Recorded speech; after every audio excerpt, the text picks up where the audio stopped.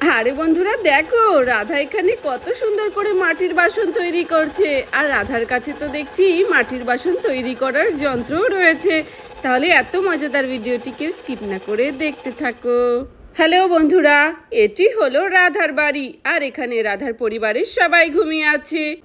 আর এখানে কুসুম আর প্রিয়াও ঘুমিয়ে আছে। তাহলে চলো দেখিনি আজকের গল্পে কি হয়। তখনই আমাদের গুড্ডু সোনা ঘুম থেকে উঠে পড়ে। হ্যাঁ, মনে হচ্ছে সকাল হয়ে গেছে। আরে আমার কি খিদে পেয়েছে, মনে হচ্ছে আমার পেটের মধ্যে কেমন গুড়গুড় করছে খিদের চোটে। আরে হ্যাঁ, কালকে তো মা কত মাখন বানিয়েছিল। যাই যাই, আমি গিয়ে হাঁড়ি থেকে কিছুটা মাখন বের করে খেয়ে নিই। মা তো জানতেও পারবে না। ওয়াও, কত বড় বড় হাঁড়িতে মা মাখন তৈরি করে রেখেছে। চলো ঝটপট করে পেরে নিই আর খেয়ে নিই। কোনটার থেকে খাবো? চলো এই হাঁড়িটার থেকেই খাই, এটা তো বেশ বড়। কিন্তু আমি তো পারতেই পারছি না। ওরে বাবালি, ওরে বাবারি, এটা তো কত উঁচু। আরে আরে, পড়ে গেল পড়ে গেল। আরে যা, পড়ে গিয়ে তো ভেঙেই গেল। এ বাবা, এবার তো মা আমাকে খুব মারবে। আর এর মধ্যে তো কোনো মাখন নেই। আরে এটা আমি কি করে ফেললাম? এটা তো আমার মায়ের প্রিয় হাঁড়ি ছিল। এবার তো মা ঘুম থেকে উঠলে আমাকে ভীষণ পিটুনি দেবে। আমি এবার কি করি? যাই উঠি।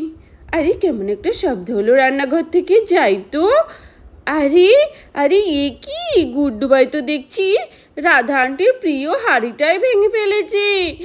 এবার তোকে আমি দেখাবো মজা।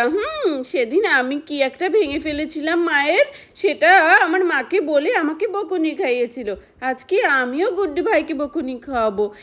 গুড্ডু ভাই, তুই রাধা আন্টির প্রিয় হাঁড়িটা ভেঙে দিয়েছিস। প্রিয়া দিদি দেখো না, হাত লেগে পড়ে গেল। তুমি প্লিজ মাকে বলো না। কি? আমি রাধা আন্টিকে বলবো না? আমি 100 বার বলবো। সেদিন তুই আমাকে বকুনি খাইয়েছিলিস আমার মায়ের কাছে, আজকে আমিও তোকে। দাঁড়া, তুই কেন ভাঙতে গেলি? রাধা আন্টি দেখো। ও রাধা আন্টি দেখো, গুড্ডু ভাই কি করেছে। গুড্ডু ভাই তোমার প্রিয় হাঁড়িটাই ভেঙে ফেলেছে। আরে ওটো। আরে কি বললি? আমার প্রিয় হাঁড়িটা ভেঙে ফেলেছে গুড্ডু? আজকে গুড্ডুর একদিন কি আমার একদিন। আরে গুড্ডু শোনা, সত্যি তো আমার প্রিয় হাঁড়িটা ভেঙে ফেলেছে। হ্যাঁ হ্যাঁ, তুই এত দুষ্টু কেন? কি হয়েছে তোর? তুই কেন ভাঙলি আমার এটাকে? আমার প্রিয় হাঁড়ি। মা, আমি বুঝতে পারিনি। তাড়াতাড়ি করে আমি ঝটপট করে পালাই, একমাত্র বাবাই আমাকে রক্ষা করতে পারবে। বাবা বাবা, আমাকে মায়ের হাত থেকে বাঁচাও বাঁচাও। আমার প্রিয় হাঁড়িটা গুড্ডু ভেঙে দিল। আরে এ কি বন্ধুরা, রাধা তো দেখছি এখানে বাচ্চাদের মতো কান্না করছে। আমার প্রিয় হাঁড়ি, এই হাঁড়িটা আমি কত যত্নে রেখেছিলাম, সেই আমার পুরনো বাড়ি থেকে নিয়ে এসেছিলাম। আমার হাঁড়ি এনে দাও। আরে আরে রাধা, তুমি এরকম বাচ্চাদের মতো গড়াগড়ি করে কাঁদছো কেন? তা বলে একটা হাঁড়ি তো ভেঙেছে। আরে আমার ছেলেটাও এমন গড়াগড়ি করে কান্না করে। এতদিন ভাবতাম কার মতো হয়েছে, এখন তো দেখছি সেম সেম ওর মায়ের মতনই। আরে আরে রাধা, ওটো ওটো, বাচ্চারা দেখলে হাসবে। না না, আমার হাঁড়ি এনে দাও আগে, নইলে আমি উঠবো না। আমার প্রিয় হাঁড়ি আমি নিজের হাতে বানিয়ে রং করেছিলাম।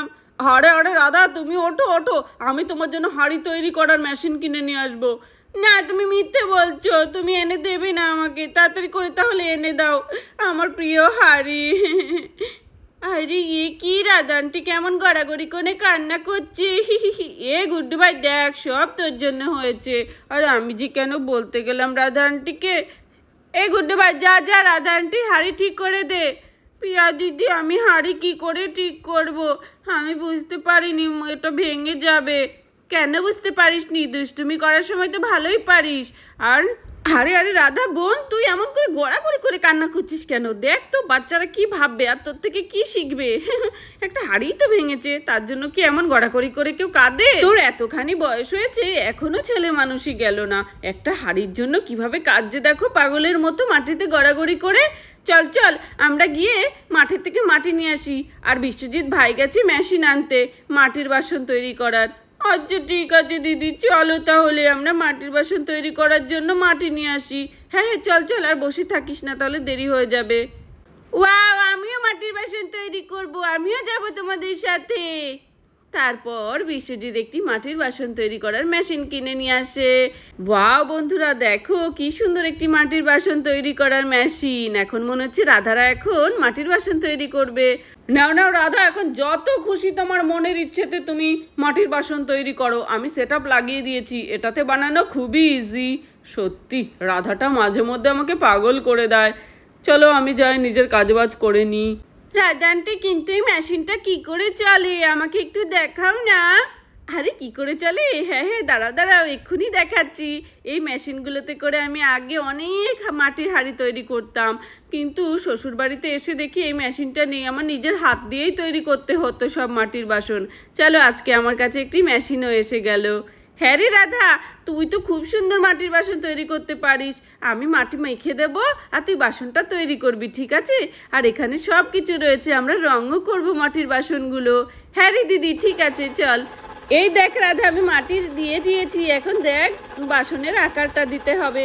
কিন্তু এ কি কেমন একটা হচ্ছে, আমি পাচ্ছি না কেন। আরে দিদি চেষ্টা কর, পারবি। আরে হ্যাঁ, আমি তো খুব একটা ভালো পারি না। আরে আরে আরে আরে এ কি, এটা তো পুরো চেপটে যাচ্ছে। এ বাবা, দেখলি তো আমি বাসনের কেমন শেপই দিতে পারি না। আরে দিদি, তুই তো আগে থেকেই মাটির বাসন তৈরি করতে পারিস না। আরে হ্যাঁ রে রাধা, তোর থেকে ভালো মাটির বাসন আমাদের এই গ্রামে কেউ পারে না। দাঁড়া, আমি আরেকটু চেষ্টা করছি। আরে মা, তোমার দ্বারা হবে না, দাঁড়াও আমি করছি। আরে আরে হচ্ছে না কেন মা? দেখো হচ্ছে না, একটু একটু হচ্ছে। কে পারবে না আমি ছাড়া? আমি বাসন তৈরি করব, দেখো। আরে চুপ কর না গুড্ডু ভাই, দেখ আমি কি করি। আরে আরে সরো প্রিয়া শোনা, এগুলো তোমাদের কম্য না। তুমি আগে দেখো আমি কি করে বানাই, আগে শিখতে হবে, ঠিক আছে? তারপরেই তো করতে পারবে এগুলো। সরো সরো, দেখি আমি করিনি। আমার বাসনটা আমি আমার মন মতো করবো। ঠিক আছে রাধা আন্টি, তুমি তাহলে আগে করো, আমরা দেখি, তারপরে আমরাও করবো। রাধা আন্টি, আমার মনে হচ্ছে কি এই মেশিনটা ভালো না। নাচ না জানলে উঠোন বাঁকা। দেখি মেশিনটা কত ভালো কি খারাপ। এই মেশিনটা শুধু আমি ইউজ করতে জানি, তোমার মাও পারে না এটাতে করে মাটির বাসন বানাতে। তোমার মা হাত দিয়ে মোটামুটি পারে। চলো এবার তোমরা ভালো করে দেখে নাও আমি কি করে করছি। হ্যাঁ রে রাধা, তুই একটু কর তো। আমি আগে থেকে মাটির বাসনে মেশিনে তৈরি করতে পারি না, তুই কি সুন্দর করে পারিস। চল চল, নে এবার শুরু কর। হ্যাঁ হ্যাঁ, এই দেখ, দেখতে থাক কিভাবে করতে হয়। প্রথমে আলতো হাতে এরকম করে দিতে হবে, তাহলে আস্তে আস্তে এটা বাসনের আকার নেবে। এই দেখ কি সুন্দর হয়ে গেল না? লা লা লা লা লা। কি সুন্দর হয়েছে, পুরো আমার আগের হাঁড়িটার মতো। ওয়াও রাধা, তুই একটুখানির মধ্যে কি সুন্দর করে ফেললি, কি করে করলি? এটাই তো কামাল, দেখলি তো কি সুন্দর করে হাঁড়িটা করে ফেললাম। চলো এবার আলতো হাতে হাঁড়িটাকে নামাতে হবে। কত সুন্দর হয়েছে, এবার এটাকে রং করলে আমার আগের হাঁড়িটার মতো হয়ে যাবে। চলো এবার একটু ডিজাইন করে নিই। এই হাঁড়িটা আমি এমনভাবে করব না সবাই দেখলে একদম চেয়েই থাকবে। আরে ওয়াও, কি সুন্দর হচ্ছে রে বোন। ওয়াও রাধা আন্টি, কি সুন্দর হচ্ছে, আমাকেও একটি এরকম হাঁড়ি করে দাও তুমি। হ্যাঁ রাধা, আমাদের জন্য কটি হাঁড়ি বানিয়ে দে। চলো আমি হাঁড়িটা নামিয়ে নিয়েছি, এবার আরও কয়েকটি হাঁড়ি বানাতে হবে। রাধা বোন, সত্যি এই হাঁড়িটা কি সুন্দর হয়েছে, আমাকেও এরকম 2-4টে বানিয়ে দে না।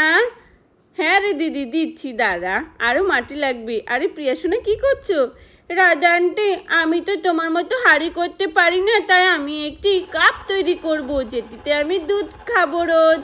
কিন্তু কি, এই ছোট্ট বাসনটাও তো হচ্ছে না। এবার তো গুড্ডু আমাকে খুব হাসাহাসি করবে দেখলেই।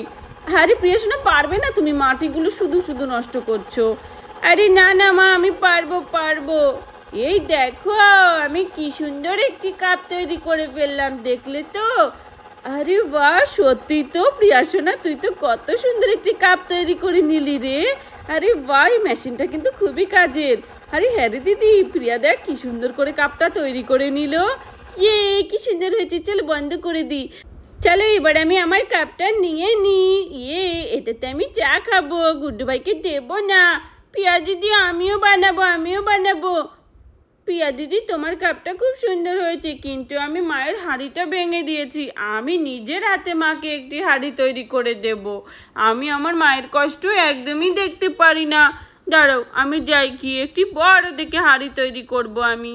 আরে গুড্ডু ভাই, তুই পারবি না। আমি পারবো, তুমি দেখতে থাকো। চলো এবার মেশিনটা চালিয়ে দিই। ইয়ে এই তো হচ্ছে আস্তে আস্তে। আরে শেষে কিনা গুড্ডু এখন হাঁড়ি তৈরি করছে। আরে আমার দ্বারাই হলো না, তোর দ্বারা হবে? আরে গুড্ডু সোনা, তোর মাকে বানাতে দে না, আমাদেরও কয়েকটি বানিয়ে দেবে হাঁড়ি। এই দেখো কত সুন্দর করে দিলাম আমি, দেখেছো আমার মায়ের হাঁড়িটা কি সুন্দর। চলো এবার একটু ডিজাইন করে দিই। আরে বাহ, দেখতে হবে না এটা কার ছেলে, এটা তো আমার ছেলে। কি সুন্দর করে বানিয়ে দিয়েছে হাঁড়িটা। মা দেখো এই হাঁড়িটা আমি বানিয়েছি, তোমার পছন্দ হয়েছে? এটি তোমার জন্য আমার তরফ থেকে। থ্যাংক ইউ বেটা, আমার এটা খুব পছন্দ হয়েছে। ওয়াও, এইটুখানি ছেলে কি সুন্দর হাঁড়ি তৈরি করে নিল, শেষমেশ আমি পারলাম না। ধুর, আরে দিদি তুই শিখে যাবি আস্তে আস্তে, তখনই গ্রামের সব বউরা আসতে থাকে। আরে রাধা, তোদের বাড়িতে এই মাটির বাসন তৈরি করার মেশিন এনেছিস? আমাদেরকেও কটা বানিয়ে দে না, কি সুন্দর হাঁড়ি বানাতে পারিস তুই। আরে হ্যাঁ, আস্তে আস্তে তোমরা সবাই চলে আসছো, এত হাঁড়ি কি করে বানাবো বলো? কিন্তু তোমরা মাটি এনে দিতে পারলে আমি বানিয়ে দেবো হাঁড়ি। চলো ঠিক আছে, একটা একটা করে গ্রামের সবার বাড়িতেই একটা করে দিয়ে দেব।